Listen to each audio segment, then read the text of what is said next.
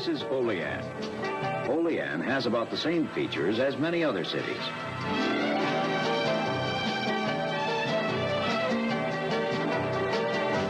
But it does have one thing that's very much different. Olean is protected by the unsleeping Ives.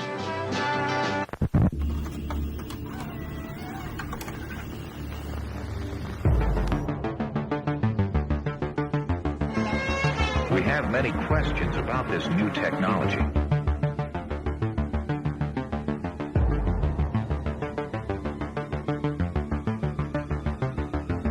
You are recorded.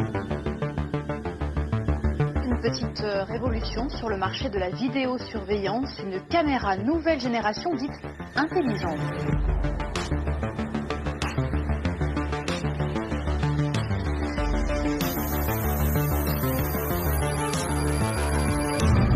Ça y est, nous y sommes. Il aura fallu 50 ans. 50 ans pour que l'intelligence artificielle donne aux autorités un pouvoir jamais égalé. Celui de tout voir, tout entendre, partout, tout le temps. Le FBI aurait la capacité d'identifier 50% du pays à partir d'une seule photo. Les caméras de surveillance sont partout. Le gouvernement dispose d'une vision sans limite. Ça a quelque chose de terrifiant. Au nom de la lutte contre le terrorisme, l'Europe, les États-Unis et surtout la Chine se sont lancés dans une inquiétante course aux technologies de surveillance. Suivi, localisé, traqué. Plus rien n'échappe à cet œil qui ne dort jamais. Non content de nous scruter jour et nuit, 500 millions de caméras dans le monde prétendent désormais détecter nos émotions, repérer les comportements suspects et même prédire les crimes avant qu'ils ne se produisent. Qu'est-ce que vous préférez? Être en sécurité ou éviter d'être scanné par une intelligence artificielle? Moi, je veux être en sécurité. C'est très dommage qu'on ne perçoive pas le caractère paranoïaque donc en fait, de cette idée, qui du coup implique comme réponse l'idée qu'il faudrait en permanence pouvoir surveiller tout le monde. Une obsession sécuritaire qui, dans certains pays, est en train de donner naissance à un régime d'un nouveau genre, le totalitarisme numérique. Ces violations des droits de l'homme impliquent clairement tout le monde, de Xi Jinping aux architectes de cet algorithme de la répression au Xinjiang. Jusqu'où ce désir de protection va-t-il nous conduire? Selon vous, le gouvernement chinois a tué votre enfant? Oui. Je hais la technologie. La technologie est une maladie. Quel niveau de surveillance nos libertés individuelles peuvent-elles endurer?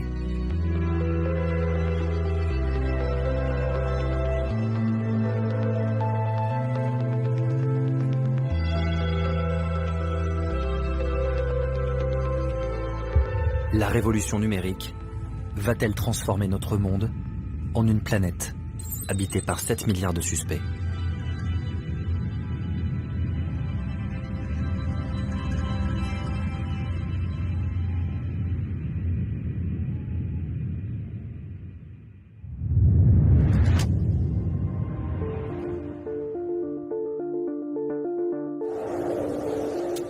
Il frappe sans prévenir, se dissimule pour mieux surprendre. Cela peut être lui ou elle. Le terrorisme est un ennemi bien souvent silencieux. Une menace quasiment indétectable qui, le 14 juillet 2016, a plongé toute une ville dans l'angoisse. Nice. Nuit d'horreur à Nice, ce camion qui a foncé sur la foule en pleine fête du 14 juillet sur la promenade des Anglais. Le bilan effroyable s'alourdit donc encore ce matin. Il est désormais d'au moins 84 morts, parmi lesquels des enfants. En pleine fête nationale, un terroriste au volant d'un camion fou sème la mort dans la ville la plus vidéosurveillée de France.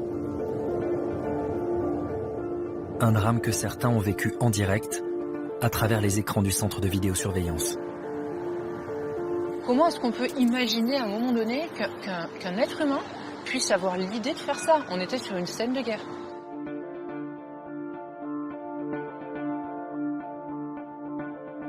Il n'y a pas un jour où je me lève sans qu'il y ait des images. Il n'y a pas un jour sans que je pense aux victimes. On a vu des gens mourir, on a vu des gens blessés, on a vu la peine, l'horreur, la douleur, en étant impuissant. C'est affreux comme sentiment. Jusqu'à la fin de ma vie, j'y penserai. Les 2000 caméras présentes dans la ville n'ont pas permis d'éviter le drame. Désormais, la peur s'immisce dans chaque grand rassemblement. Pour prévenir tout nouvel acte terroriste, la mairie a décidé de miser sur une nouvelle technologie. Un dispositif pour filtrer les entrées et sorties, expérimenté pour la première fois en France dans l'espace public.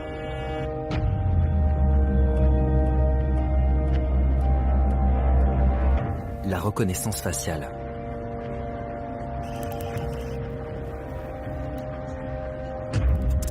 Bonsoir à tous, merci de vous porter volontaire pour cette expérimentation de reconnaissance faciale. On va voir avec le logiciel qui est en test comment il va être possible de vous reconnaître.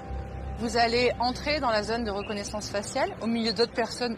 Chacun va avoir un scénario à jouer. Donc Mélinda, tu seras une personne qui sera recherchée car en fuite en hôpital. Et nous avons Aymen qui donc va jouer également une personne d'intérêt qui aura le visage en partie dissimulé. Et bien allez, on y va. Un logiciel va utiliser les caméras de la ville pour mettre un nom sur le visage des volontaires. Avec l'aide d'une seule photo, il va tenter de les identifier lorsqu'ils franchiront les portes du carnaval. Aymen jouera un apprenti terroriste.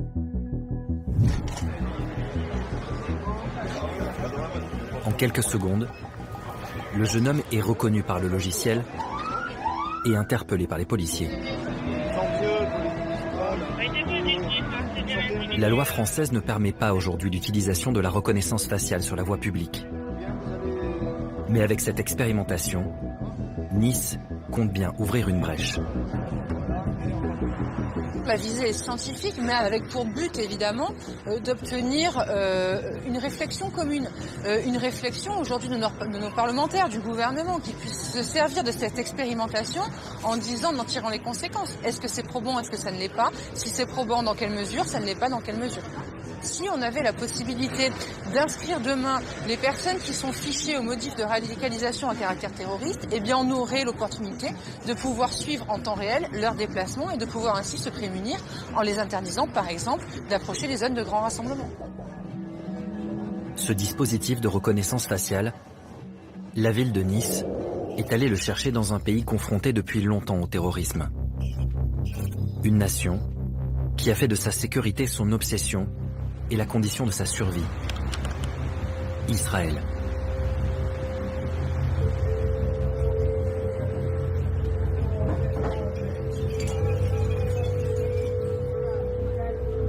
C'est en banlieue de Tel Aviv, derrière les parois vitrées de ce bâtiment, que le logiciel testé à Nice a été mis au point.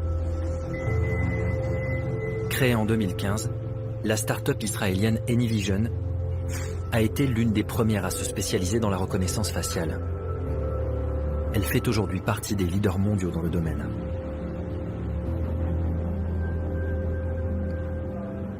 Voilà donc notre bureau. Nous avons environ 250 personnes en tout qui travaillent pour nous. Et 6 bureaux à travers le monde. Là, nous avons 150 personnes. Ça, c'est notre salle à manger. Si vous voulez prendre un café, vous pouvez vous servir. On a une machine à expresso fabuleuse.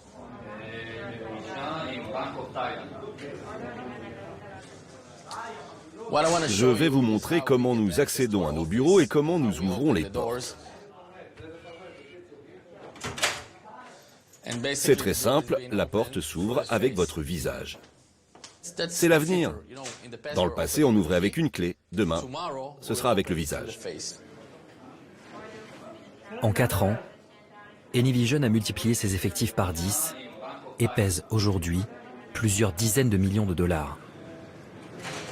D'après son PDG, son logiciel est capable de reconnaître n'importe qui, dans n'importe quelle condition, avec une efficacité estimée à plus de 99%.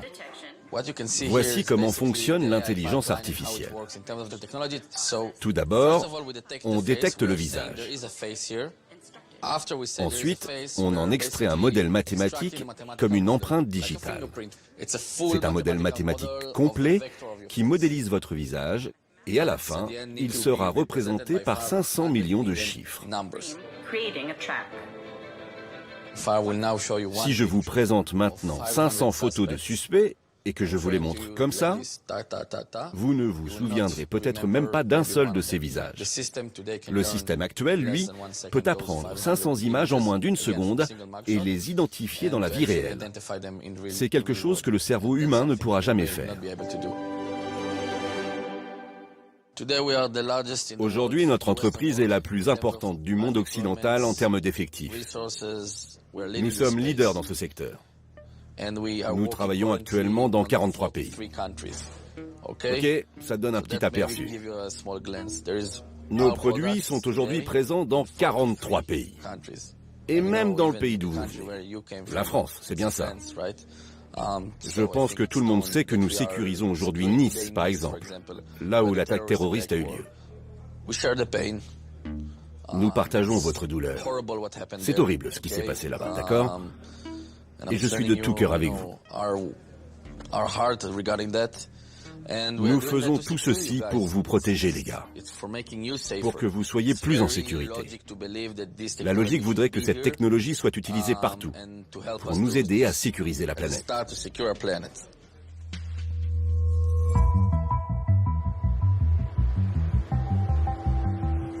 Banques, hôpitaux, écoles. Le dispositif de reconnaissance faciale d'Anyvision est utilisé partout en Israël, y compris par la police pour sécuriser la ville de Jérusalem. L'État hébreu est aujourd'hui l'un des principaux exportateurs de systèmes de surveillance dans le monde. Une expertise acquise au fil de l'histoire.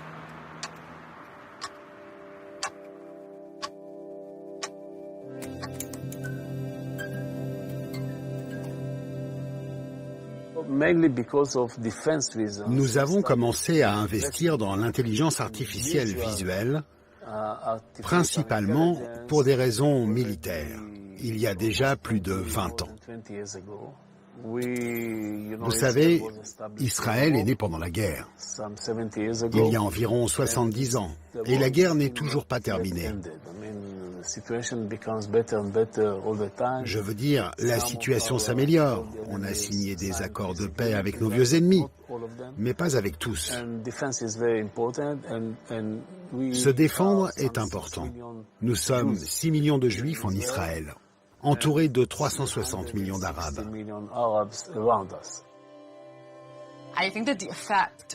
L'effet de l'occupation de la Cisjordanie et de Gaza, mais aussi le fait d'être situé au cœur du Moyen-Orient et de surveiller constamment l'intégralité des pays autour de nous, c'est ce qui a permis à cette industrie de se développer. Israël compte le plus grand nombre de sociétés de surveillance par rapport à d'autres pays.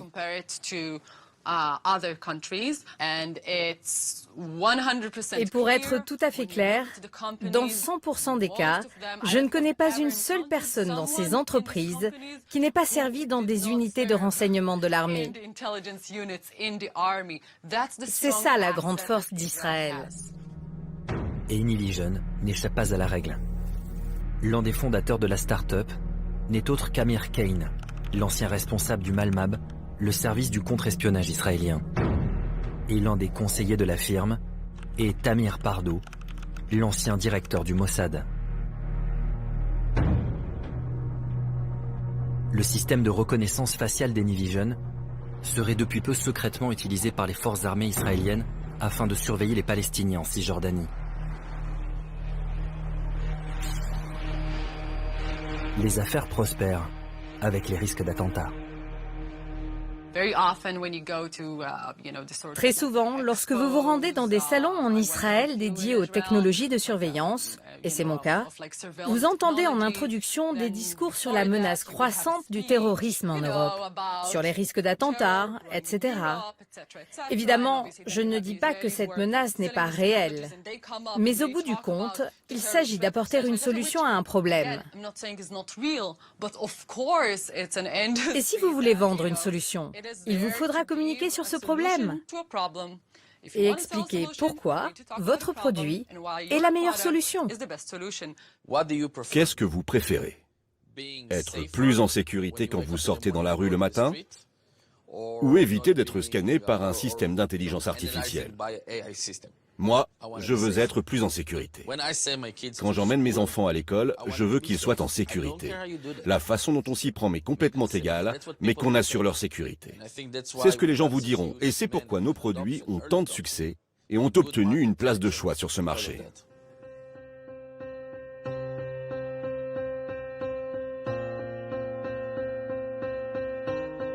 En 15 ans, les actes terroristes sont passés de 2000 à près de 14 000 par an dans le monde. Quant au nombre de tués, il a été multiplié par 9. Comme un virus, la peur des attentats se propage. Et les villes se protègent.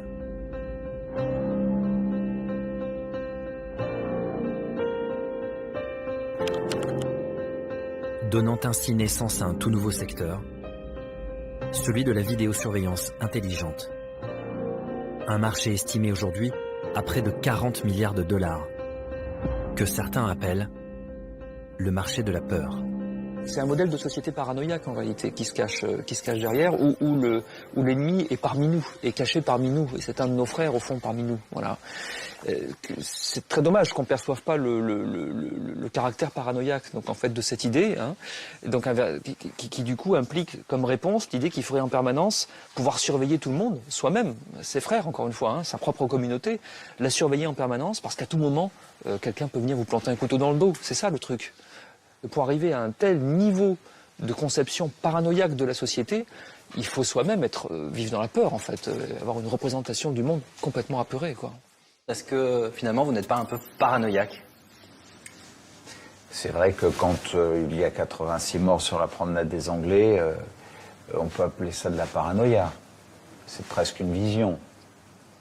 Si c'est de la paranoïa pour vous, non. Pour moi, ce sont des faits. Ce sont des menaces. La France est en guerre à l'extérieur et à l'intérieur, où nous avons affaire à des ennemis que moi je qualifie plus souvent de cinquième colonne qui avancent de manière rampante, tels des pieuvres, et qui tissent leur réseau de partout, et que face à cette guerre qui nous est livrée, s'interdire d'utiliser un moyen qui pourrait épargner des vies, qui pourrait épargner des conséquences graves pour notre pays et sa sécurité, serait porter une lourde responsabilité. Fasciné depuis longtemps par le modèle israélien, le maire de Nice a fait voter 2 ans après l'attentat un vaste plan d'expérimentation dans sa ville. Caméras pour détecter les émotions dans les transports, système d'alerte, application de vigilance citoyenne.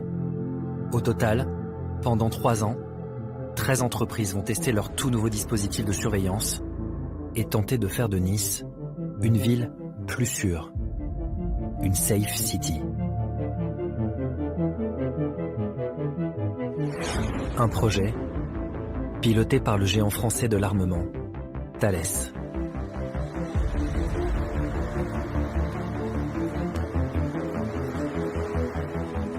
« 98% des attentats qui ont été empêchés l'ont été par des renseignements humains.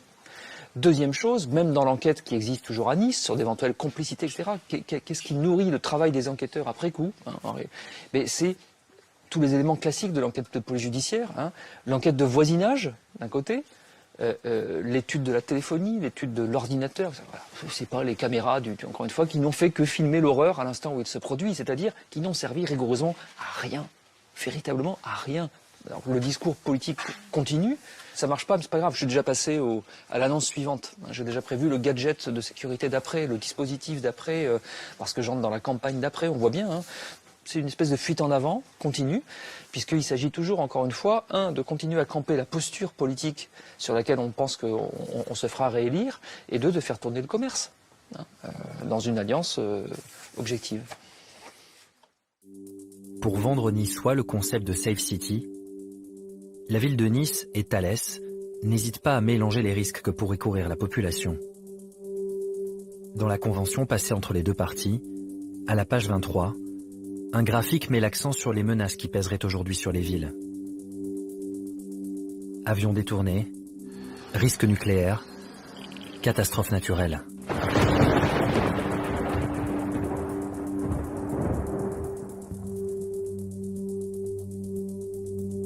Page 42, la Convention pointe les obstacles qui pourraient nuire à la mise en œuvre du projet. Les restrictions budgétaires d'une part, et un changement de paradigme et des politiques qui placeraient la sécurité sur un second plan. En d'autres termes, pour que Safe City voie le jour, la peur doit rester dans les esprits. Est-ce que vous connaissez ce document ?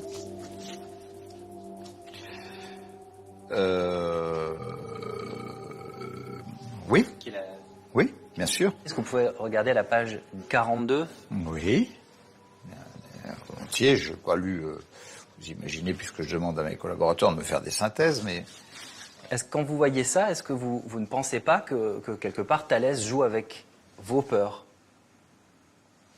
Non, pas du tout. Je dis que heureusement qu'il y a des industries et de grandes industries françaises qui travaillent sur des sujets qui peuvent être mis à disposition des pouvoirs publics. Vous pouvez me proposer qu'on en revienne aux arbalètes, aux armes du chevalier Bayard à Marignan.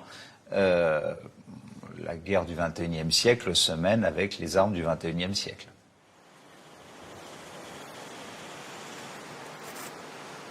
Cette multiplication des outils de surveillance suscite des inquiétudes.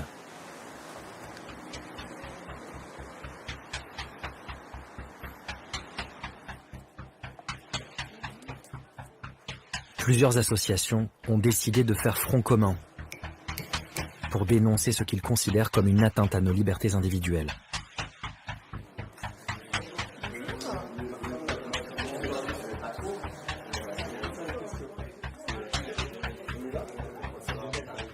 Avec les dernières avancées en intelligence artificielle, en big data, c'est-à-dire les capacités de traitement de flux massifs de données et d'analyse de ces données, on a constaté un développement d'outils finalement de surveillance qui se développe partout en France petit à petit. On sait que Valenciennes a fait un contrat d'expérimentation avec le géant chinois Huawei à Valenciennes. Là, on a eu un projet assez flippant finalement à Saint-Étienne, des capteurs sonores dans les rues d'un certain quartier qui repéreraient quand il y aurait des cris, des bruits de verre, des bruits d'accidents et qui généreraient automatiquement une alerte. Depuis plusieurs années, la Quadrature du Net et la Ligue des droits de l'homme multiplient les recours juridiques contre ces expérimentations qui ne respecteraient pas le RGPD, le nouveau règlement européen de protection des données, adopté en 2016. On a vraiment l'impression qu'effectivement, petit à petit, se basant sur l'expérimentation, se fondant un peu sur l'absence de cadre juridique de toutes ces nouvelles technologies, on voit effectivement se répandre plein de nouveaux dispositifs, technologies, d'outils de surveillance. Et les élus et les acteurs qui sont dans ce milieu-là en profitent. Parce qu'en fait, on est dans l'opacité, on est dans le manque de débat public, donc on peut expérimenter et développer sans que personne ne s'en rende compte. Mais il faut justement lutter contre cette opacité, parce que c'est trop dangereux pour nos libertés. Au cœur de leurs préoccupations, le fichier TESS, le fichier des titres électroniques sécurisés. Une base de données créée en 2016 et gérée par le ministère de l'Intérieur français. Elle regroupe l'ensemble des cartes d'identité et des passeports, couleur des yeux, empreinte digitale, image numérique du visage. Ce fichier serait la première étape d'une surveillance de masse. C'est le parfait outil pour la reconnaissance faciale de l'ensemble de la population. Parce qu'une fois que vous avez en fait le visage qui est identifié dans une base de données, en fait, vous mettez une caméra dans la rue couplée à ce fichier, et là vous pouvez reconnaître et identifier toute la population tout le temps. On est en train d'essayer de faire passer au fond comme une lettre à la poste, comme dit l'expression courante, des choses quand même extrêmement importantes, des formes de fichage biométrique de toute une population. Certainement qu'au début ce sera toujours pareil, c'est réservé d'abord avec toutes les garanties de confidentialité, réservé à un usage très précis, administratif, bureaucratique, machin. Jamais ça ne fera l'objet de fichiers connectés à autre chose, ayant d'autres usages. C'est toujours ce qu'on dit au début. Le seul problème, c'est que survient régulièrement un attentat qui crée une émotion générale et des discours politiques qui disent enfin qu'est-ce qui se passe, qu'est-ce qu'on fait, il faut utiliser tous les moyens qu'on a, comment nous avons un fichier, on l'utilise pas, mais enfin ça suffit, on ne peut plus rester naïf face au terrorisme, il faut utiliser, etc. C'est-à-dire qu'en permanence il y a des situations exceptionnelles qui viennent renverser la logique ordinaire.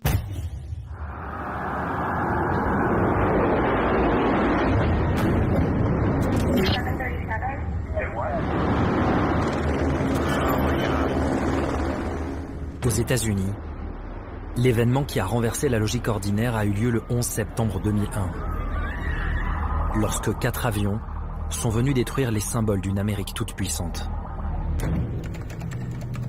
45 jours plus tard, George Bush riposte avec une mesure qui va transformer la société américaine en profondeur, le Patriot Act. Patriot Act was the clear, considered response of a nation at war. Le Patriot Act étend considérablement les pouvoirs des autorités américaines. Le FBI est autorisé à fouiller dans les données personnelles, fiches médicales, relevés bancaires. La NSA a la possibilité de placer sur écoute, sans mandat, tout citoyen américain. Le gouvernement peut faire emprisonner n'importe quel suspect, indéfiniment et sans procès préalable. Le Patriot Act devait durer 4 ans. 18 ans plus tard, l'essentiel de cet arsenal sécuritaire est toujours en place. L'arrivée de Donald Trump marque une nouvelle étape dans la politique de surveillance américaine. L'avènement de la reconnaissance faciale. We're going to be protecting people environmentally and safety-wise, but we're going to be moving it quickly, very quickly. Dès le début de son mandat, il donne l'ordre d'utiliser cette technologie pour surveiller la totalité des passagers internationaux. La reconnaissance faciale fait son entrée dans les aéroports, les écoles et même les commissariats de police, où elle est utilisée dans le cadre d'enquêtes criminelles.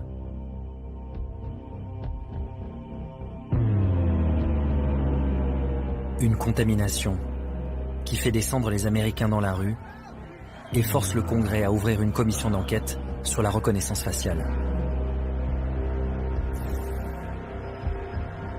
Durant les auditions, 2 juristes vont ouvrir les yeux des parlementaires sur les dangers liés à cette nouvelle technologie, Nima Gouliani et Clark Garvey. Comment allons-nous empêcher la création d'un état de surveillance? Comment protéger les libertés que nous accorde le premier amendement et ne pas se dire « je ne peux pas aller à cette manifestation de peur que mon visage soit scanné ». La reconnaissance faciale donne aux forces de l'ordre un pouvoir qu'ils n'ont jamais eu auparavant. En 2016, nous avons déposé des demandes d'accès à des documents publics dans plus de 100 juridictions à travers le pays, demandant simplement quelles données biométriques y étaient conservées. Et nous avons découvert que plus de la moitié des Américains aujourd'hui figurent dans une base de données de reconnaissance faciale utilisée dans les enquêtes criminelles. Et ce, uniquement grâce à leur permis de conduire ou à leur carte d'identité. Et ça, personne ne le savait. Ça nous a tous surpris. Le FBI aurait la capacité d'identifier 50% du pays à partir d'une seule photo.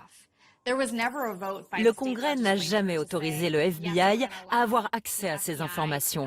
Et les gens qui obtiennent leur permis de conduire n'ont jamais coché une case ou spécifié « Je consens à être dans cette énorme base de données de reconnaissance faciale ».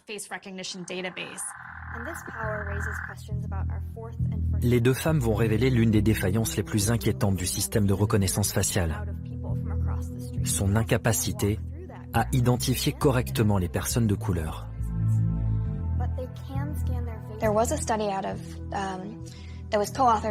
Une étude réalisée en 2012 par un expert du FBI a révélé que les taux d'erreur d'identification étaient plus élevés de 5 à 10% chez les personnes de couleur que chez les blancs. Et qu'est-ce que cela signifie? Cela signifie que les Noirs, lorsqu'ils font l'objet d'une enquête, ont plus de chances de se voir accusés de crimes qu'ils n'ont pas commis. Dans un pays où le taux d'Afro-Américains tués par la police est 2,5 fois plus élevé que celui des Blancs, cette révélation fait l'effet d'un électrochoc.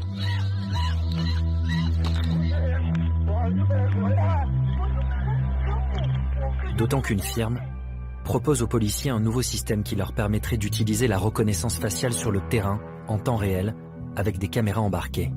Hi, ma'am. Did you report your vehicle stolen today? What was your name? I'm Shaylee. Shay, do you have an ID on you? Perfect. Thank you so much, Shay. Un dispositif appelé Recognition, vendu par le géant Amazon. Un logiciel testé dans 2 États que s'est procuré l'Association américaine de défense des libertés individuelles.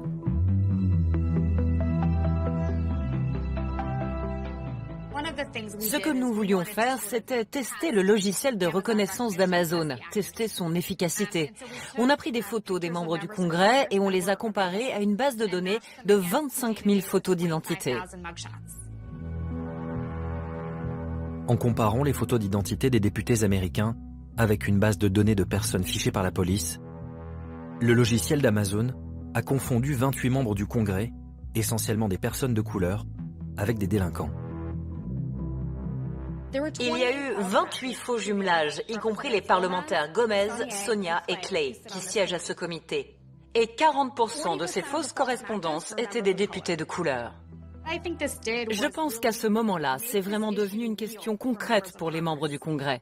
Beaucoup de députés qui n'avaient même jamais pensé à la technologie de la reconnaissance faciale ont soudainement compris « Hey, je pourrais être l'une de ces erreurs. Cette technologie pourrait être utilisée contre moi. » Je pense que cela a vraiment changé leur façon de voir les choses parce qu'encore une fois, c'était un test réalisé dans des conditions parfaites. Malgré ces révélations au Congrès américain, Amazon continue à vendre son logiciel aux policiers. Un logiciel à fort potentiel, commercialisé à un prix agressif, à peine 12 € par mois. L'utilisation de la reconnaissance faciale n'est pas sans risque. Et malgré ses défaillances, cette technologie est aujourd'hui mise au service d'armes létales. C'est ce qu'a découvert cette ancienne salariée d'une start-up spécialisée dans la reconnaissance faciale. En 2016, Liz O'Sullivan est engagée comme cadre et nommée responsable éthique chez Clarify, une jeune société pleine d'avenir.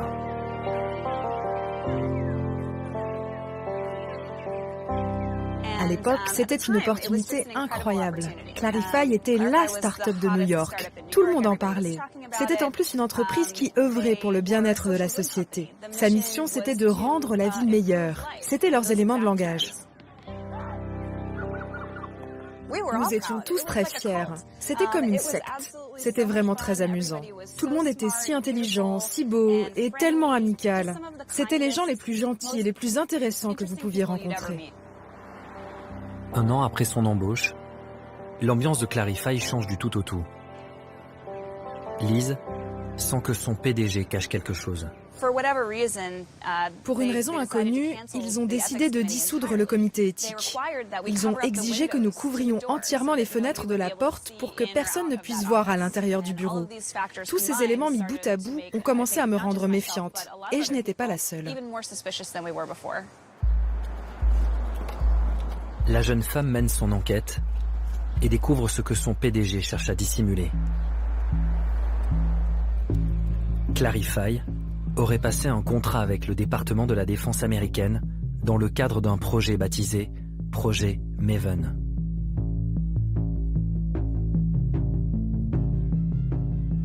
Le projet Maven est un contrat du ministère de la Défense qui représente des millions et des millions de dollars. À l'origine, Google, Microsoft et Amazon y participaient. Mais il y avait aussi quelques startups impliquées dans le processus d'appel d'offres. C'était un peu comme un concours. Celui qui mettrait au point le meilleur modèle de localisation d'objets obtiendrait le contrat. C'est la dernière pièce du puzzle pour de très bons drones tueurs autonomes. La vision par ordinateur est bien meilleure que celle de l'homme dans ces processus de décision. Donc si vous êtes une entreprise travaillant dans l'intelligence artificielle et que vous faites de la reconnaissance faciale, vous risquez d'être complètement séduit par la promesse de millions et de millions de dollars. Et vous allez travailler dans ce sens. En 2 ans, le Pentagone aurait ainsi investi plus de 70 millions de dollars pour mettre au point un drone capable de viser une cible de manière autonome, sans intervention humaine, grâce à la reconnaissance faciale.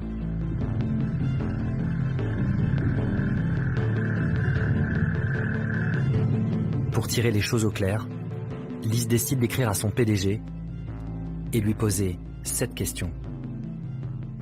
Je lui ai demandé si on travaillait tous à la construction d'armes autonomes. Pour tuer des gens ? Oui, pour tuer des gens. Il s'est assis et m'a dit, « Tu sais, toutes les technologies ont 2 facettes, une bonne et une mauvaise. »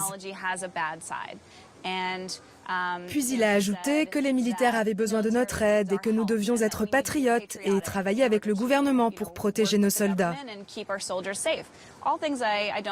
Sur ce point, je ne suis pas en désaccord. Mais il a aussi dit qu'avec le temps, cette technologie deviendrait de plus en plus puissante et précise, et qu'il serait préférable que ce soit une machine qui prenne la décision de tuer plutôt qu'un être humain. Et là, je ne suis pas d'accord. C'est comme dans Terminator. Exactement, comme dans Terminator.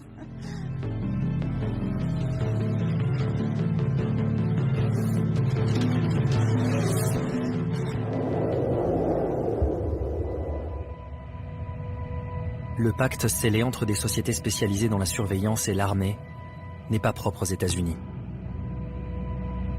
En Europe, ce type de partenariat public-privé a pris une ampleur considérable ces dernières années. Et il suffit de plonger dans les rapports de la Commission européenne pour s'en rendre compte. Des rapports qu'un chercheur anglais a décortiqués pendant plus de 5 ans.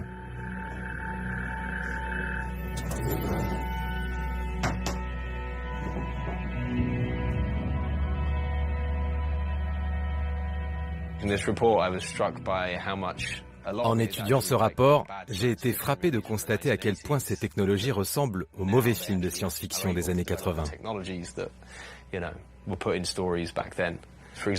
Par exemple, il y a un projet appelé Roll Border qui vise à créer des essaims de drones semi-autonomes pour patrouiller le long des frontières européennes. Il y a aussi des détecteurs de mouvement dans les égouts ou dans le système hydraulique. Ils ont également développé ce truc qui ressemble au film Johnny Five, une sorte de robot qui devait contrôler les frontières. Mais une commission d'évaluation a décidé finalement que ce produit n'était pas prêt à être mis sur le marché. Mais de l'argent a été dépensé pour ça. Oui, des millions d'euros de fonds publics ont été accordés à ce projet. Oui, tout ça, c'est de l'argent public. Votre argent. Enfin, notre argent, oui. Ces projets dignes d'un film de science-fiction n'auraient pas pu voir le jour sans d'importantes subventions publiques.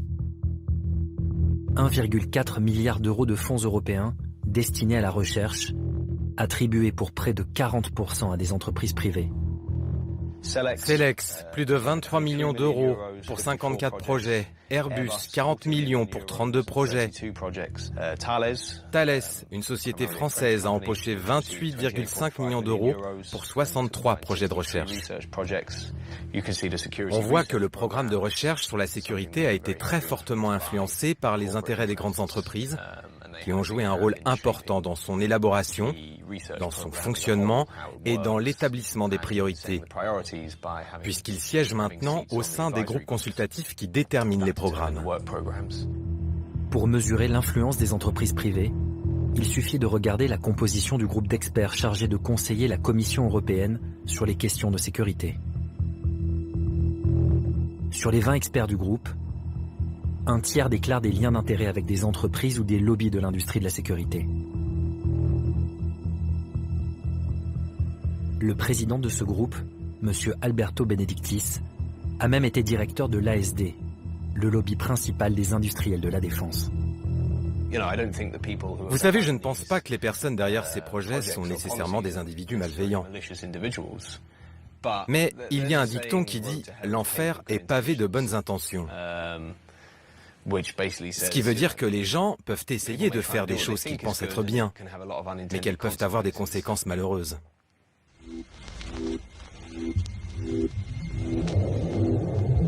Si l'Europe nous prépare un monde sous surveillance, en Chine, la réalité a déjà dépassé la fiction.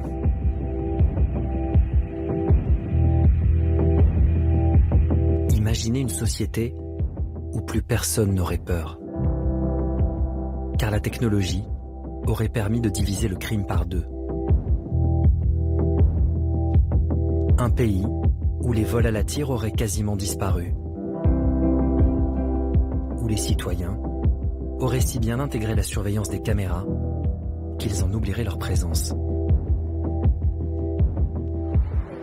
Dans cette société idéale, plus aucun piéton ne traverserait au mauvais moment, sous peine de voir son visage s'afficher sur un écran de l'autre côté de la rue.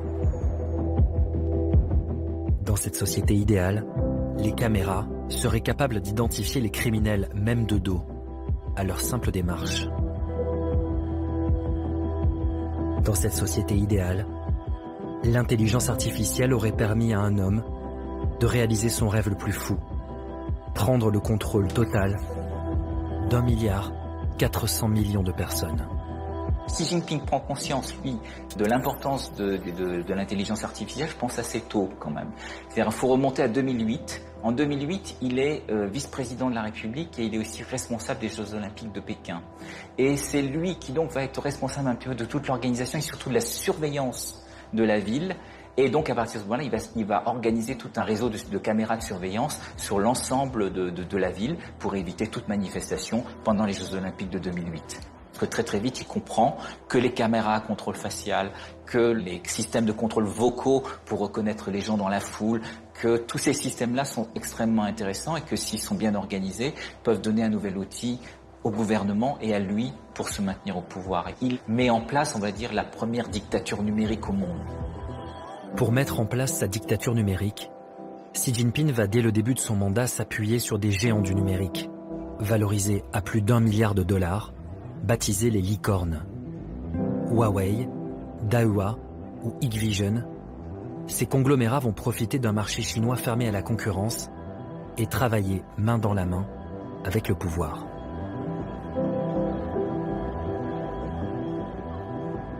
Les licornes sont bien sûr au cœur du système.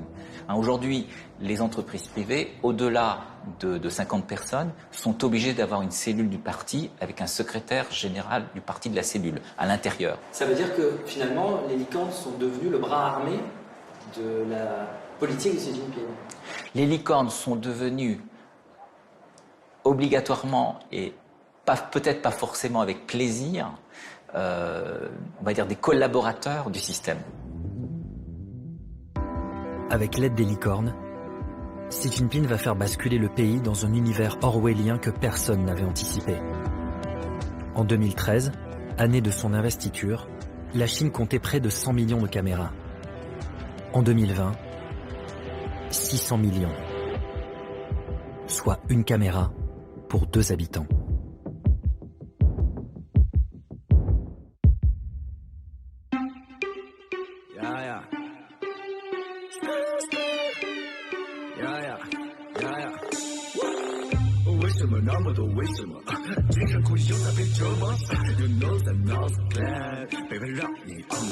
Ils peuvent connaître tes trajets quotidiens, savoir ce que tu aimes faire, ce que tu as fait aujourd'hui.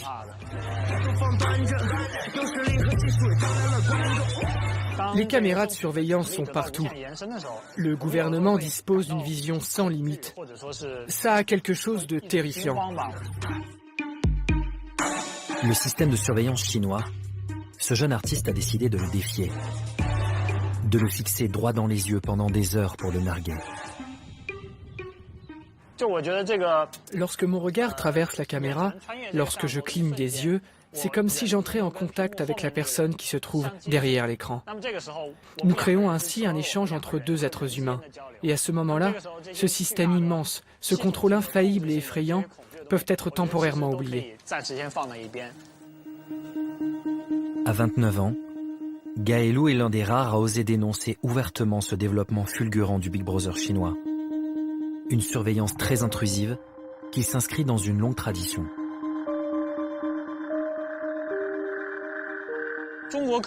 Historiquement, la Chine contrôle certainement de façon plus profonde et minutieuse sa société que d'autres pays. Lorsque notre nation a été fondée, le pouvoir a emprunté beaucoup au modèle soviétique. Le système de dossiers, par exemple. Les autorités ont un dossier sur chaque citoyen où tout est compilé, y compris les mauvaises actions qu'on a pu commettre.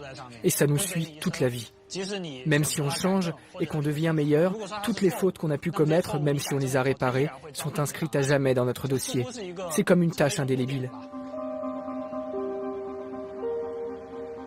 Ce contrôle social est sans limite. Et il suffit de prendre le train rapide entre Shanghai et Pékin pour s'en rendre compte. Depuis peu, voici ce que l'on peut entendre au moment du départ.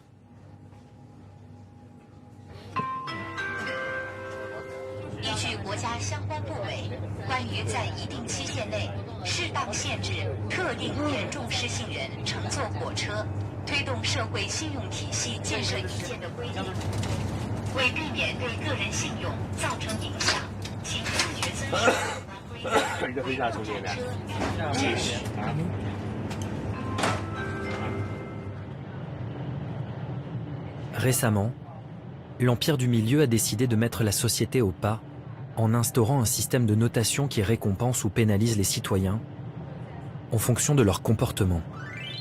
Un système baptisé crédit social, expliqué dans une vidéo pédagogique.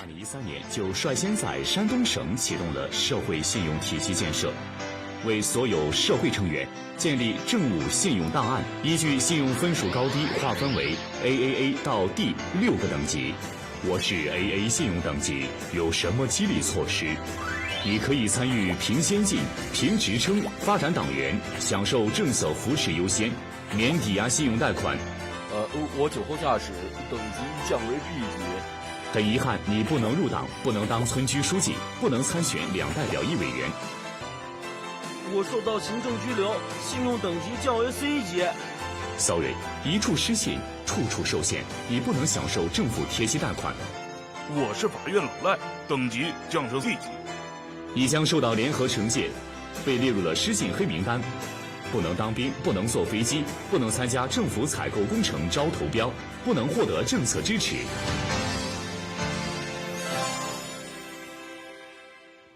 Cette notation désormais généralisée est officiellement un moyen pour le gouvernement chinois de lutter contre les incivilités. Mais en réalité, il permet surtout de diffuser la morale communiste jusque dans les zones reculées. Comme ici, à Rongsheng, une petite ville côtière située au nord du pays. Rongsheng est l'une des premières à avoir expérimenté le crédit social. Le barème de points est affiché au centre de chaque quartier pour informer les habitants des règles à suivre. 5 points, déduits pour la découpe illégale et le séchage de nourriture. 5 points, déduits pour le brûlage d'ordures ménagères ou de feuilles. Certaines de ces règles incitent clairement à la délation. Signaler la participation à des sectes, les faux et contrefaçons, constructions illégales, 5 points de gagné. À Rongsheng, ce contrôle social semble être plutôt bien accueilli par une population en mal de valeur morale. l'intérêt du groupe prime sur celui des individus. C'est utile pour nous, les paysans qui veulent s'installer en ville. Ça nous fait réfléchir pour nous améliorer. Et puis le système de points qu'on ajoute, qu'on retire, pour les citadins, c'est bien. Cela permet de s'élever. Tout le monde veut avoir des points en plus, pour devenir des résidents d'excellence. Chacun est responsable de son comportement, se surveille. Il faut avoir une bonne attitude, des bonnes habitudes. Comment voyez-vous les gens qui sont mal notés? Comment dire? Ceux qui ont des scores bas, on va un peu moins les fréquenter. Si on n'est pas vertueux, personne ne voudra vous fréquenter. À l'origine de ce système de notation des citoyens, un chercheur, membre éminent de l'Académie des sciences sociales, Lin Junhue. Ce sont ces travaux qui ont inspiré le gouvernement chinois et donné naissance au crédit social. Ça revient à dire que les citoyens sont comme des enfants qu'il faut éduquer, non? L'éducation est nécessaire. Le système de crédit social est le meilleur moyen de gérer efficacement une société. Avec cela, on peut non seulement contrôler les risques financiers, les risques bancaires, mais aussi rétablir l'éducation morale, l'honnêteté, les comportements vertueux. La résolution des problèmes par le crédit social, ce n'est pas l'envoi en prison quand on a enfreint les lois. C'est le regard du reste de la société qui trouve que votre attitude n'est pas bonne.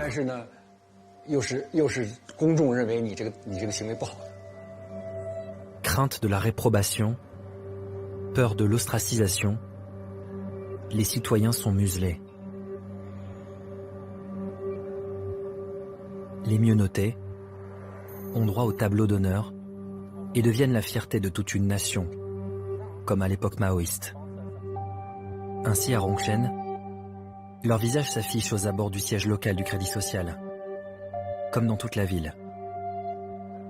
Ils sont les exemples à suivre, comme cette femme, Yuan Shangwei, une éducatrice très appréciée. Spécialiste de la santé mentale, elle travaille avec sincérité et aide les élèves pauvres. Elle s'occupe des autres enfants comme des siens. Ses élèves l'appellent même maman enseignante.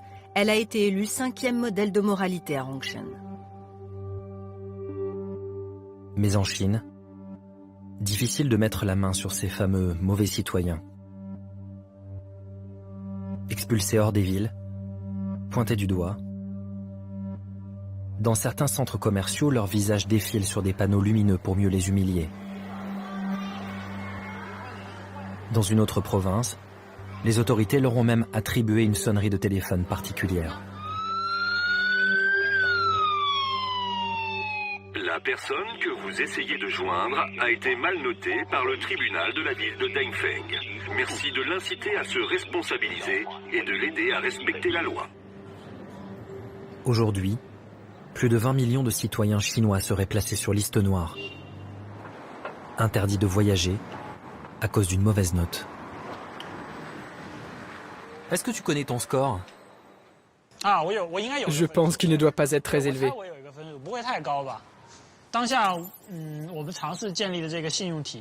Le système de crédit social, à vrai dire, je n'aime vraiment pas ça.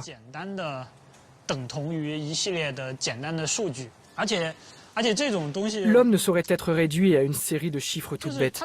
Et je dirais même, en étant plus virulent, que c'est une forme de perversion. Plus personne n'osera faire des erreurs, tenter des expériences, prendre des risques. Nous deviendrons des morts vivants. Oui, des machines. Je trouve ça détestable. C'est terrifiant. Je n'accepte pas ce genre d'avenir. Vous n'avez pas peur d'avoir créé un monstre? Non, je ne le vois pas comme ça. D'abord, il faut la paix et la stabilité, que chacun vive bien. Et après seulement, on réfléchira aux droits de l'homme. Vous comprenez? Quand vous n'arrivez même pas à vivre, tout le reste est superflu. Je pense qu'on a mis en place une bonne méthode technologique. Et j'espère vraiment qu'on arrivera à l'exporter dans un pays capitaliste. Je trouve que la France devrait vite adopter notre système de crédit social pour régler ses mouvements sociaux.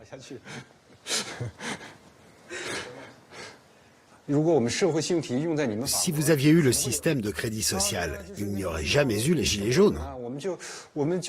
On aurait détecté ça avant qu'ils agissent. On aurait pu le prévoir, il n'y aurait pas eu ces événements. C'est l'un des atouts, l'un des grands avantages du crédit social. Selon ce chercheur, le Cambodge, le Sri Lanka et même le Chili et la Pologne seraient intéressés par ce système de crédit social. Progressivement, le Big Brother chinois s'exporte. Et ce n'est qu'un début. La Chine développe actuellement un immense plan d'investissement de 1000 milliards de dollars afin de renforcer ses échanges commerciaux et de la connecter avec le reste du monde. Grâce à ce projet baptisé les Nouvelles Routes de la Soie numérique par Xi Jinping, 60 à 80 pays devraient pouvoir bénéficier des technologies de surveillance chinoises.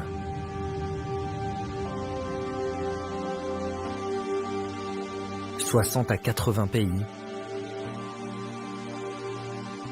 dont la France, qui au printemps 2019 recevait en grande pompe le dirigeant de l'Empire du Milieu.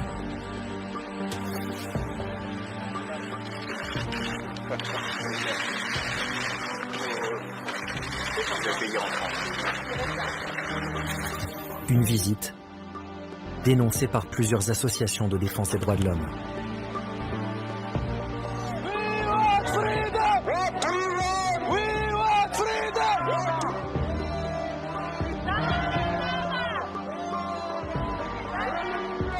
Nous sommes réunis aujourd'hui à cause du passage de M. Xi Jinping, président de la République populaire du Chine, à Paris.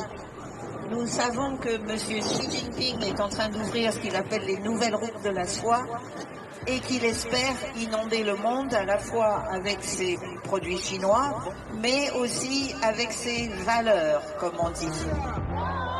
Parmi la centaine de manifestants, beaucoup de réfugiés politiques, des Tibétains, mais surtout des Ouïghours, une ethnie à majorité musulmane vivant au nord-ouest de la Chine. Bert Yar est arrivé en France en 2017.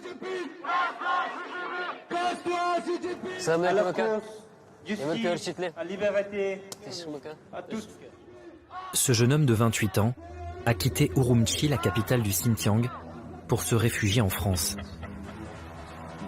En quelques années, il a vu sa ville natale se transformer en un laboratoire de surveillance à ciel ouvert. Ma ville natale me manque. J'y pense tout le temps. C'est une région magnifique, avec ses montagnes, ses lacs, ses déserts, ses jardins et ses oasis, qui n'ont rien à voir avec d'autres endroits. Mais notre ville a perdu de son charme. Au Xinjiang, il y avait déjà des caméras partout, à chaque coin de rue. Mais en 2009, nous avons appris l'arrivée d'autres technologies. Par exemple, l'enregistrement vocal. Certaines voitures de police étaient équipées de machines qui permettaient de capter des conversations à distance. Quand on se baladait dans la rue en discutant, si on voyait une voiture de police qui passait, on arrêtait la discussion jusqu'à ce que la voiture s'en aille. Ensuite, ils ont inventé un appareil, une sorte de décodeur destiné aux familles. Forcément, nous étions méfiants. Parce que les gens disaient que l'appareil pouvait enregistrer les conversations à la maison. Comme on n'avait plus la liberté de parler, on allait dans des endroits éloignés, loin de la ville. On allait au moins à 10 km de la ville, parfois 40 ou 50. pour partager nos opinions politiques. Dans des endroits où il n'y avait pas d'équipement de surveillance, comme les montagnes, les forêts ou les lacs, pour se libérer de la frustration au fond de nous, pour parler de politique, pour partager nos pensées.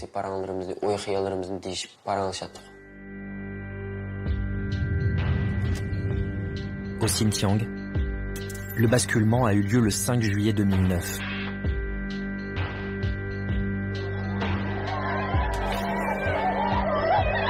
Ce jour-là, de violentes émeutes éclatent à Urumqi après un soulèvement ouïghour. Une manifestation durement réprimée par la police armée.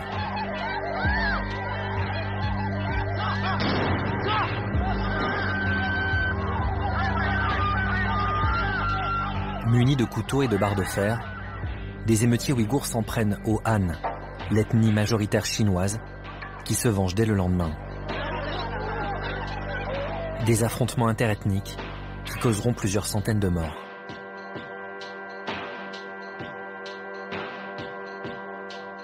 Sous couvert d'une lutte contre le terrorisme et l'extrémisme religieux, Pékin met en place un vaste plan de sécurisation de la province. Un plan qui, avec l'arrivée au pouvoir de Xi Jinping, va prendre un virage totalitaire. D'après un discours secret distribué aux hauts fonctionnaires locaux du parti, le président chinois appelle dès 2014 à lutter contre le terrorisme, l'infiltration et le séparatisme, en utilisant les outils de la dictature et en ne montrant absolument aucune pitié.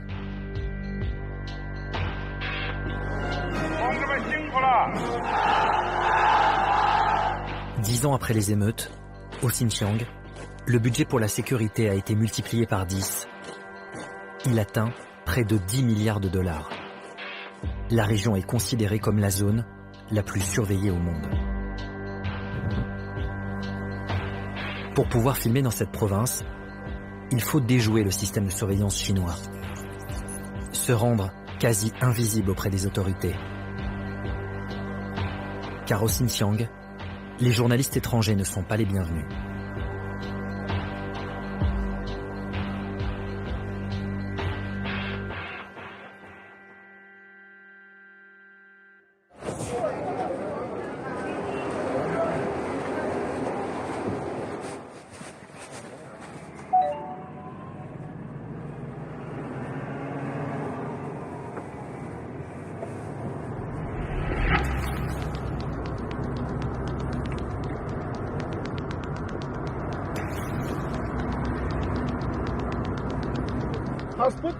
À Urumqi, le climat de peur et de méfiance est d'une rare lourdeur. Checkpoint à reconnaissance faciale contrôlé par l'armée. Commissariat à chaque coin de rue. Les Ouïghours sont constamment fouillés. Leur téléphone portable régulièrement inspecté.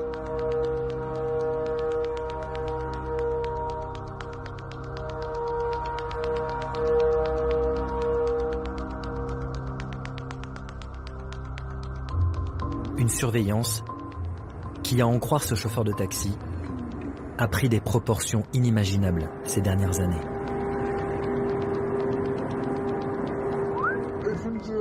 Moi, je loue un appartement. Peu de Ouïghours peuvent le faire. Sur ma porte, j'ai un QR code à l'entrée de chez moi. Un QR code? Oui. Tu veux que je t'envoie une photo? À Urumqi, les autorités chinoises ont apposé à l'entrée de tous les domiciles des Ouïghours les numéros des cartes d'identité des membres du foyer, avec en prime un QR code, un code barre pour surveiller les familles. Le QR code, ils le scannent plusieurs fois avec leur téléphone et en scannant le QR code, on obtient le nombre de personnes dans la famille, s'ils sont présents à la maison et ce qu'ils font.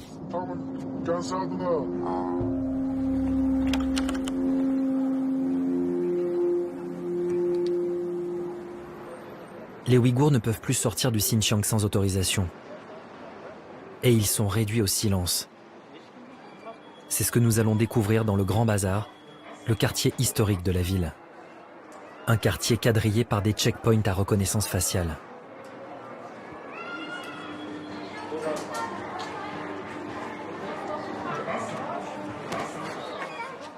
Ici, les slogans à la gloire du Parti communiste et du président Xi Jinping s'affichent sur la façade de la grande mosquée.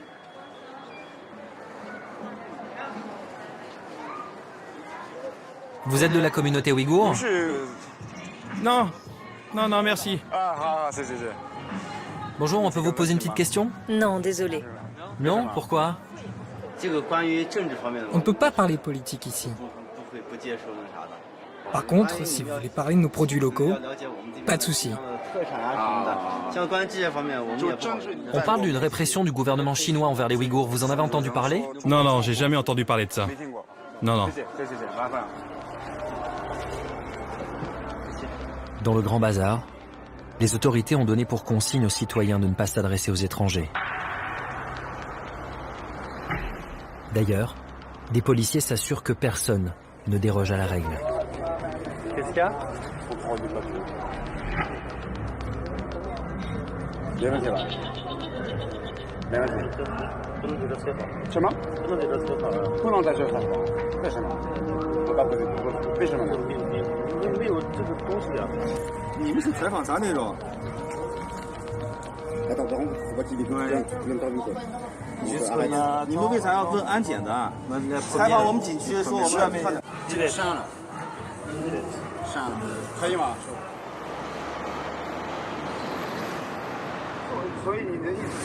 Pourquoi les Ouïghours ne veulent pas parler aux étrangers? Il y a beaucoup de gens qui veulent témoigner, mais ils ont peur. Dès que l'on parle à un étranger, la police nous tombe dessus. Ce qui se passe au Xinjiang ne doit pas sortir d'ici. Le gouvernement ne veut pas que l'ONU soit au courant. Toutes les minorités se font arrêter et elles partent en rééducation. En ce moment, au Xinjiang, dans toutes les familles, il manque 3 à 4 personnes. La cible, ce sont les musulmans, ceux qui pratiquent, ceux qui vont à la mosquée. Ils vont tous en prison. Ils prennent minimum 5 ans de prison, enfermés dans des camps. Parfois même jusqu'à 25 ans. Tu connais des gens dans des camps? Ils ont pris mon père parce qu'il est allé prier à la mosquée. Mon père a 63 ans. Il a été condamné à 4 ans et 6 mois. Je ne peux rien y faire. Tu sais où il est, ton père? J'ai appris depuis une semaine qu'il est dans un camp là-bas. Est-ce qu'on peut y aller? On peut y aller, mais on ne peut pas accéder à l'intérieur. Même moi, je n'y suis jamais rentré. Et il ne faut pas y aller le soir. Notre chauffeur a promis de nous emmener voir ce fameux camp où son père serait détenu. Mais le lendemain matin, nous sommes contactés sur les réseaux sociaux chinois par une personne que nous ne connaissons pas. Donc j'ai reçu un message hyper bizarre ce matin, à 8h30. Elle nous informe que notre chauffeur ne viendra pas. En gros, elle me dit bonjour, est-ce que vous allez bien? Est-ce qu'il y a quelqu'un? Est-ce que je me réponds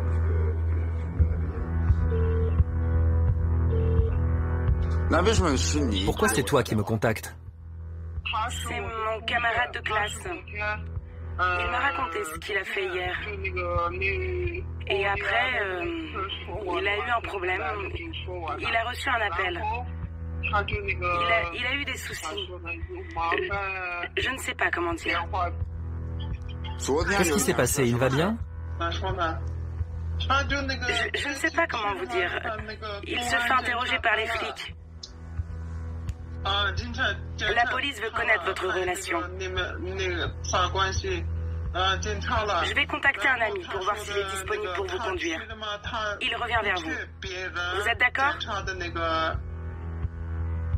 Ne parlez pas de choses sensibles à l'intérieur de la voiture.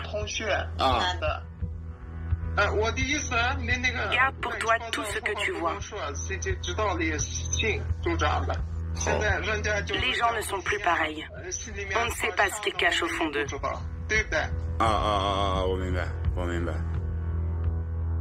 Celle qui se présente comme l'amie de notre premier chauffeur a finalement réussi à trouver un remplaçant de confiance. Mais en quittant notre hôtel, nous nous apercevons que nous sommes suivis. Plusieurs hommes nous attendent dans le hall. Nous reconnaissons l'un d'entre eux. Nous l'avions croisé la veille dans le quartier historique. Au moment de partir, nous repérons une vieille voiture sur le parking qui semble elle aussi nous attendre.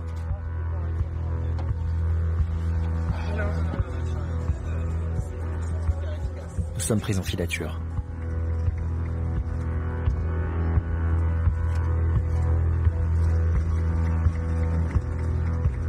Quelques minutes plus tard, une deuxième voiture. Un 4x4 vert.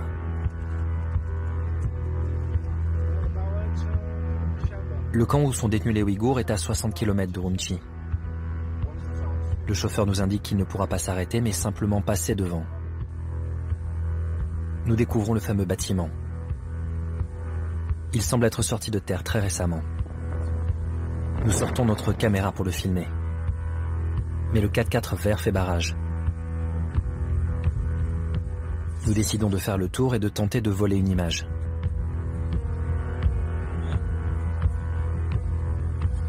De là où nous sommes, nous pouvons apercevoir des caméras de vidéosurveillance.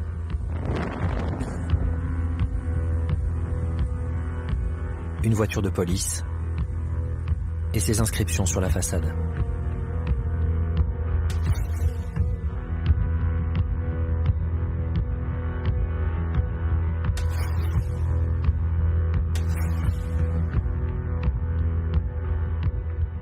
Des camps comme celui-ci, il y en aurait plus de 1000 aujourd'hui au Xinjiang.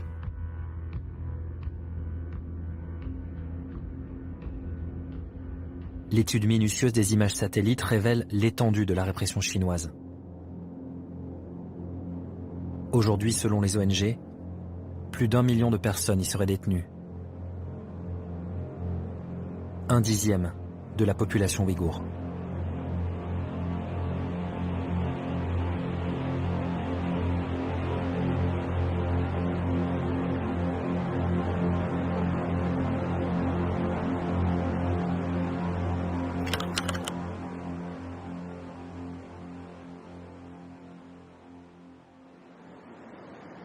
Rares sont ceux qui ont pu s'enfuir. Nous avons réussi à rencontrer l'une d'entre elles. Elle s'appelle Mirigul Tursun. Elle est aujourd'hui réfugiée avec ses enfants aux États-Unis. Quand je suis avec les enfants, j'oublie tout. Je remercie Dieu. J'ai perdu ma famille et les autres, mais au moins j'ai mes enfants.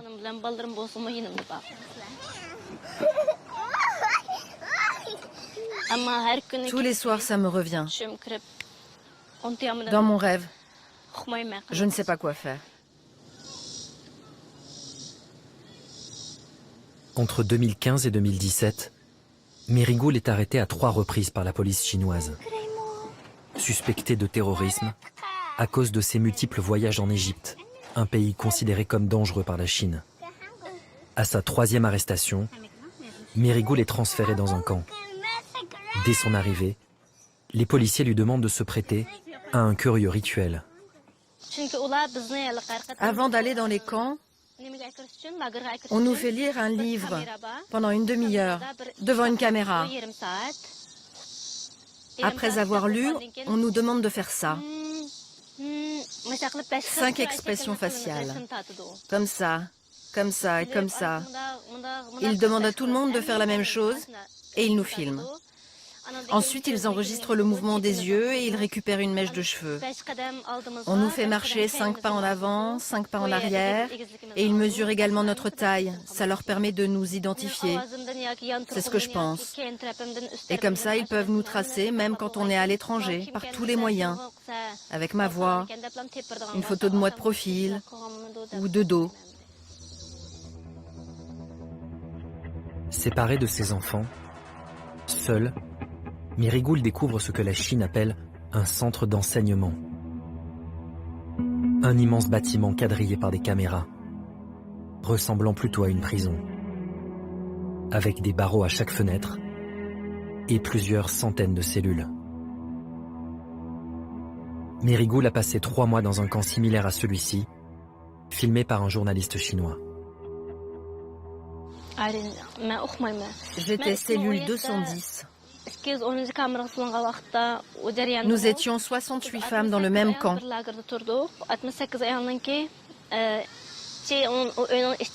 L'intérieur de la pièce était très froid, crade, avec des mouches.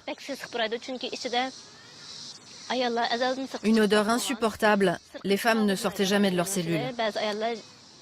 Dans la nuit, on entendait le bruit des chaînes, les cris des gens, des corps qui se faisaient traîner, par terre, à droite, à gauche. Les femmes rentraient dans leur cellule avec du sang partout. Il y en a une qui est rentrée complètement épuisée. On aurait dit qu'elle avait subi des chocs électriques sur la chaise. Une fois par semaine, on nous forçait à avaler des médicaments. L'objectif est de briser leur identité. Ce que nous avons constaté dans les camps de rééducation politique à travers le Xinjiang, c'est que l'on force les gens à parler le mandarin au lieu de parler ouïghour. On les force à prêter allégeance au régime et au Parti communiste chinois. Il semble que Pékin pense qu'il peut effectivement éradiquer l'identité ouïghour et la remplacer par une identité entièrement dévouée au gouvernement central et au parti. On nous mettait en ligne et on nous faisait réciter des propos du parti, tels que « Vive le Parti communiste »,« Longue vie à Xi Jinping »,« Notre Allah et le communisme chinois ». On devait les répéter très rapidement, sinon on était privé de nourriture. En ce moment, ça m'arrive encore de chanter inconsciemment ces chansons.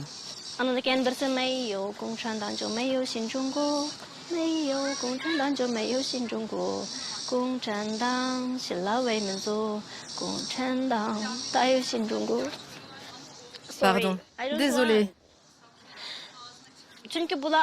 C'est leur chanson préférée, pas la mienne.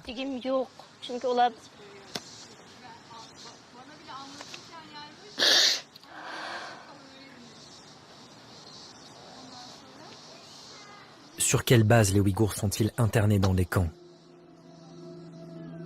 Sur quels éléments les officiers chinois se basent-ils pour considérer comme suspect un individu? La clé de ces détentions arbitraires tient dans ces lignes de code. Une série de chiffres qui, mis bout à bout, composent une mystérieuse application pour téléphone portable utilisée par les policiers chinois. Une application appelée la plateforme d'opération conjointe intégrée, qu'un hacker a réussi à récupérer. Il est l'un des meilleurs spécialistes français en cybersécurité. C'est réellement l'application que les policiers chinois vont avoir sur leur téléphone lorsqu'ils vont utiliser ce système-là. Grâce à une méthode appelée la rétro-ingénierie, il va décortiquer ce programme et nous révéler ce que les policiers chinois ont dans la tête. Lorsqu'on ouvre l'application et qu'on va regarder le code à l'intérieur de l'application, on va obtenir par exemple le nom des différents fichiers. On voit par exemple qu'il y a un objet qui s'appelle « voiture illégale », un autre qui s'appelle « Investigate Family ». Donc on a dans les informations qui sont liées à une personne, on va regarder, on va surveiller votre consommation d'électricité, voir s'il n'y a pas quelque chose de bizarre qui se passe. Avec cette application, les policiers font remonter ces informations dans les moindres détails. La consommation des compteurs d'eau, de gaz et d'électricité, le groupe sanguin, la couleur du véhicule, les mouvements à l'intérieur du pays, les déplacements à l'étranger, ou l'utilisation d'appareils pour faire de l'exercice physique. Autant d'informations qui peuvent suffire à vous rendre suspect. La pratique religieuse est elle aussi passée au crible. De l'achat d'un simple Coran au pèlerinage à la Mecque non déclaré. Relié en temps réel aux caméras de surveillance, aux checkpoints et aux smartphones des policiers, la plateforme liste des milliers de noms de personnes à interner chaque semaine. sans que l'on sache si cette liste est le fruit d'une décision humaine ou d'un algorithme. On a ici un des noms des sous-dossiers, ça va être HBFEC. HBFEC est une société qui appartient à un autre grand groupe qui s'appelle CETC. Pour cet expert, aucun doute possible. Derrière cette application se cache une entreprise chinoise. CETC, China Electronics Technology Group Corporation, une entreprise d'État. Ce travail de rétro-ingénierie, l'ONG Human Rights Watch l'a également réalisé en 2019. Cette ONG de défense des droits de l'homme a été la toute première à avoir mis la main sur cette application utilisée par les policiers chinois. Une application qui constitue une preuve évidente de violation des droits de l'homme et que l'ONG a baptisé l'algorithme de la répression. Les violations des droits de l'homme impliquent clairement tout le monde, de Xi Jinping aux autres architectes de ce système, mais aussi des entreprises comme CETC ou d'autres qui ont développé cet algorithme de la répression dans le Xinjiang. La plateforme d'opération conjointe intégrée serait la clé du système de surveillance chinois dans le Xinjiang. Des documents obtenus par un consortium international de journalistes montrent que sur une semaine seulement, du 19 au 25 juin 2017, la base de données notifie aux autorités locales 24 412 noms de personnes suspectes. Conséquence directe, 15 683 sont envoyés dans des centres dits d'éducation et de formation, tandis que 706 sont détenus pénalement, c'est-à-dire probablement destinés à la prison. Enfin, 2096 feront l'objet d'une surveillance préventive.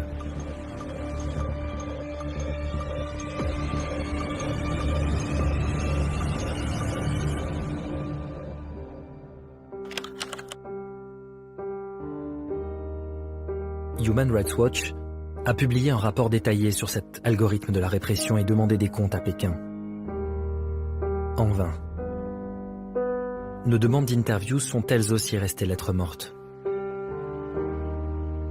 À Paris, durant l'automne 2019, une réunion très discrète a été organisée dans le cadre du dialogue franco-chinois, à laquelle la presse française n'est pas conviée. Nous filmons l'événement avec un téléphone portable.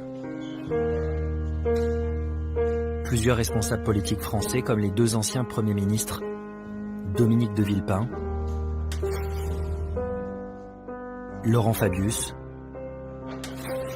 et des diplomates chinois vont se succéder pour vanter la coopération entre les deux pays.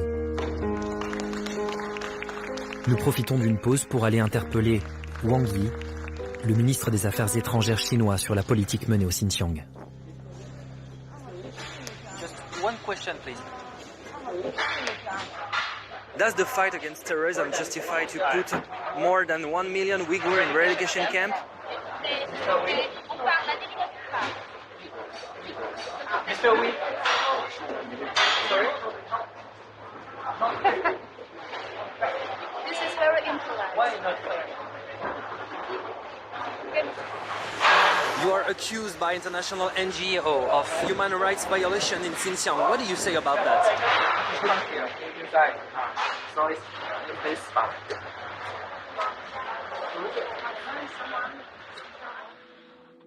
Aucune preuve.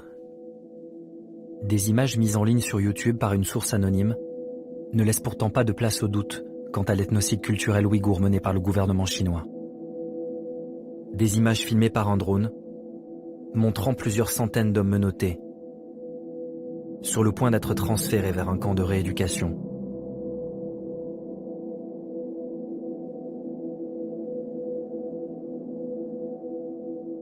La mise en place de camps de rééducation avec le système de surveillance, la position de QR code sur les maisons qui donne la possibilité aux policiers de savoir qui est à l'intérieur, combien on gagne, ce qu'on fait, si les enfants vont à l'école, etc. De trains pour emmener ces Ouïghours vers des centres de rééducation ou de concentration, évidemment, rappellent des périodes de l'histoire qui sont assez dramatiques, de systèmes totalitaires qu'on a connus, c'est vrai, en Europe. Lorsqu'elle sert une idéologie totalitaire, la technologie peut causer des dégâts irréversibles. La répression des Ouïghours par le régime chinois en est aujourd'hui le symbole.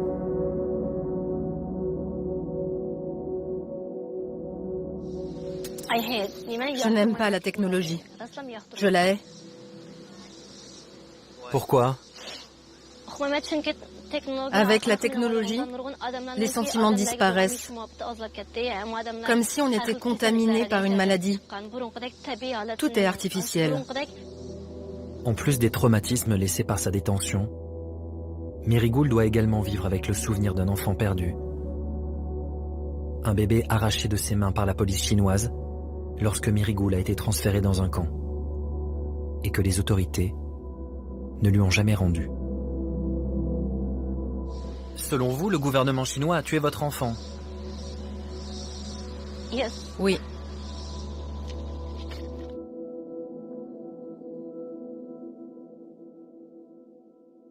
Si Merigoul a pu s'enfuir, au Xinjiang, 13 millions de Ouïghours vivent toujours en liberté surveillée. Condamnés à dénoncer en silence, sur les réseaux sociaux chinois, la répression dont ils sont victimes.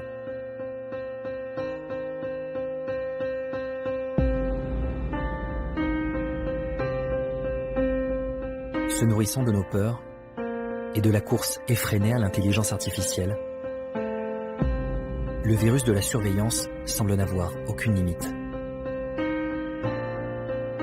Peut-on encore l'endiguer? Comment éviter que notre désir de sécurité nous conduise vers un futur dépourvu de toute humanité?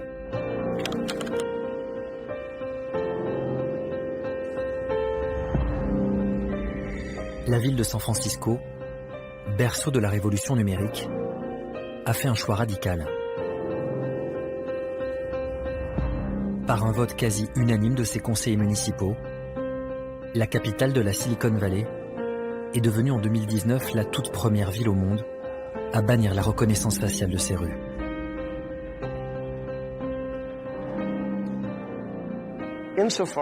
Dans la mesure où nous sommes le siège et le symbole de la technologie, et ce depuis de nombreuses décennies, je veux dire depuis l'époque de Hewlett-Packard et de certains des pionniers d'Apple, cela nous confère plus de responsabilités. San Francisco doit montrer l'exemple. À mesure que je m'informais, que je découvrais dans la presse ce qui se passait en Chine, j'ai fait le parallèle avec le régime nazi des années 1930 et 1940. Ce régime s'appuyait lui aussi sur des entreprises informatiques, mais avec des technologies beaucoup moins performantes. Donc, j'ai voulu prendre un engagement. À San Francisco, nous n'utiliserons jamais cette technologie pour ou contre notre population. Je comprends qu'il y ait des gens qui n'acceptent pas cette décision parce qu'ils veulent des rues plus sûres. Mais nous avons d'excellentes forces de l'ordre à San Francisco. Nous avons un faible taux de criminalité. Aujourd'hui, je veux remettre le génie dans sa bouteille.